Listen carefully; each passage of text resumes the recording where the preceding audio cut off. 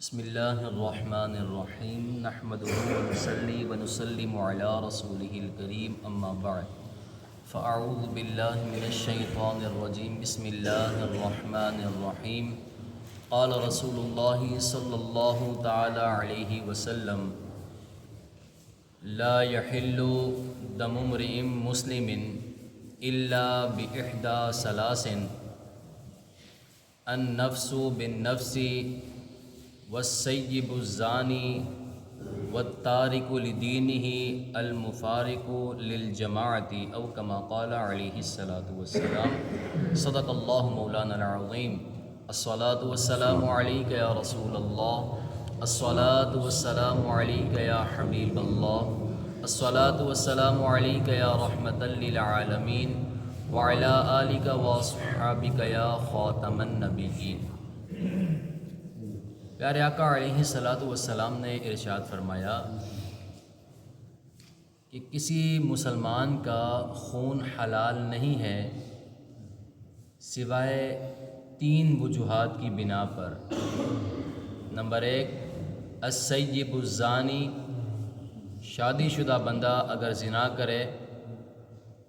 تو اس کا قتل جائز ہے۔ نمبر 2،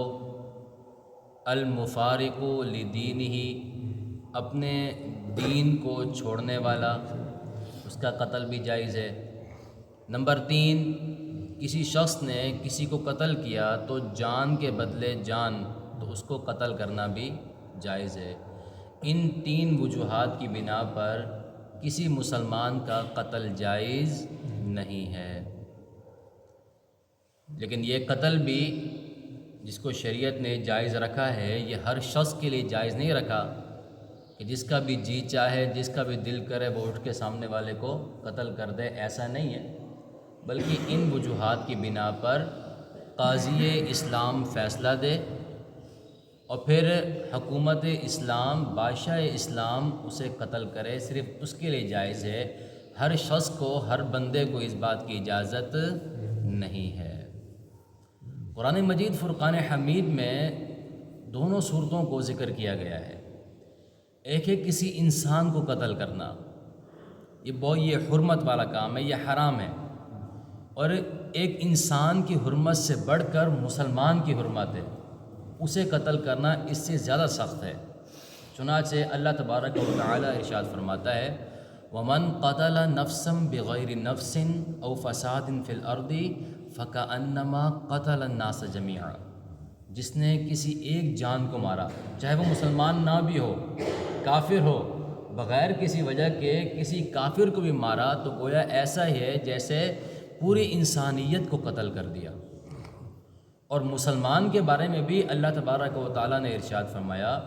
وَمَن يَقْتُلْ مُؤْمِنًا مُتَعَمِّدًا فَجَزَاؤُهُ جَهَنَّمُ خَالِدًا فِيهَا وَغَضِبَ اللَّهُ عَلَيْهِ وَلَعَنَهُ وَأَعَدَّ لَهُ عَذَابًا عَظِيمًا۔ اللہ تعالیٰ ارشاد فرماتا ہے جس نے کسی مسلمان کو جان بوجھ کر قتل کیا تو اس کے لیے اللہ تبارک و تعالیٰ نے ہمیشہ کے لیے جہنم رکھی ہے۔ ہمیشہ ہمیشہ اللہ تعالیٰ اس کو جہنم میں رکھے گا اور اس پر اپنا غضب فرمائے گا اور اس کے لیے بہت بڑا عذاب تیار کیا ہوا۔ پیارے آقا علیہ الصلاۃ والسلام نے ارشاد فرمایا جس نے کسی ایک مسلمان کو قتل کیا یا پوری کائنات نے جمع ہو کر کسی ایک مسلمان کو قتل کیا تو اللہ تعالیٰ کو اس کی کوئی پرواہ نہیں ہے کہ اللہ تعالیٰ پوری کائنات کو جہنم میں ڈال دے گا۔ یعنی اتنا سخت اور اتنا برا عمل ہے مسلمان کا خون کو ضائع کرنا، مسلمان کا خون بہانا اتنا خطرناک ہے کہ اس کے لیے حضور نے ارشاد فرمایا اللہ تبارک و تعالیٰ کو ساری دنیا کو بھی جہنم میں ڈالنا پڑا، اللہ تعالیٰ ڈال دے گا۔ اب جو غزہ کے اندر 31 سے 32 ہزار مسلمان شہید کر دیے گئے، جن میں سے 15,000 تقریباً بچے تھے، معصوم بچے، ایک دن کے، 2 دن کے، 1 مہینے کے۔ اب اس کے قتل کا ذمہ کس کے اوپر ہے؟ مارنے والے یہودی، سپورٹ کرنے والے مسلمان، اور طاقت اور اختیار کے باوجود ان کا ہاتھ نہ روکنا تو یقیناً وہ سب اس میں شامل ہیں۔ ان قتل کے اندر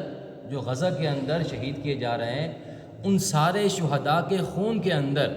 ان سب کا ہاتھ شامل ہے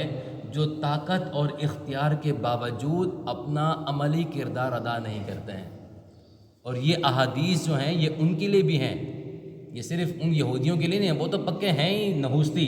جنہوں نے اپنے انبیاء کو نہیں چھوڑا۔ قرآن مجید فرقان حمید میں اللہ تعالیٰ بار بار فرماتا ہے وَيَقْتُلُونَ النَّبِيِّينَ وَيَقْتُلُونَ الْأَنبِيَاءَ، قرآن میں کئی جگہ پر اللہ تعالیٰ نے فرمایا کہ وہ تو ایسے خناس ہیں کہ انہوں نے اپنے انبیاء کو نہیں چھوڑا، اپنے انبیاء کو انہوں نے قتل کیا ہے تو وہ دوسروں کو کیا چھوڑیں گے؟ وہ مفاد پرست قوم شروع سے لے کر آج تک نحوستی رہے ہیں، ان سے تو گلہ ہے ہی نہیں، گلہ تو ان سے ہے کہ جو اپنے آپ کو مسلمان بھی کہتے ہوں اور مسلمانوں کا سربراہ بھی کہتے ہوں اور قرآن مجید فرقان حمید کے حافظ ہونے کا دعویٰ بھی کرتے ہوں، قرآن پڑھنے کے دعوے دار بھی ہوں، اور پھر بھی اس طریقے سے مسلمانوں کے خون کو رائیگاں جانے دیتے ہوں، تو یقیناً ایسے افراد بھی ان تمام قتل کے اندر، ان تمام ظلم کے اندر شامل ہیں جو اس وقت مسلمانوں پر ہو رہے ہیں۔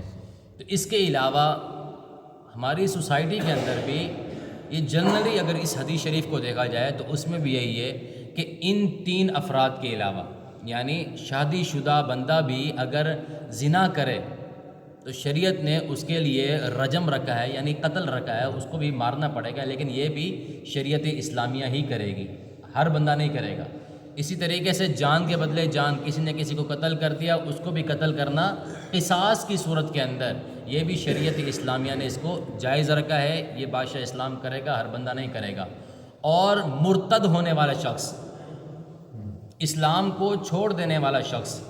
وہ بھی قتل کا ہی مستحق ہے۔ مرتد ہونے کی دو صورتیں ہیں، ایک تو علل اعلان کفر کر دیا اس نے، علل اعلان ہندو ہو گیا، عیسائی ہو گیا یا کوئی اور مذہب قبول کر لیا، تو وہ شخص بھی قتل کا مستحق ہے۔ اس کے ساتھ وہ افراد کہ جو اپنے آپ کو مسلمان کہتے ہوں لیکن کفریہ عقائد رکھتے ہوں، اپنے دین کے اندر غلط سوچ کے ذریعے سے اپنے آپ کو پروان چڑھاتے ہوں، جیسے قادیانی ہیں، اپنے آپ کو مسلمان کہتے ہیں حالانکہ ختم نبوت کے منکر ہیں، تو وہ بھی مرتد ہی ہیں، وہ بھی قتل کے مستحق ہی ہیں، لیکن اس کو قتل بھی شریعت اسلامیہ ہی کرے گی، ہر بندہ نہیں کرے گا۔ اللہ تبارک و تعالی ہم سب کو گناہوں سے محفوظ رکھے، عمل کی توفیق عطا فرمائے۔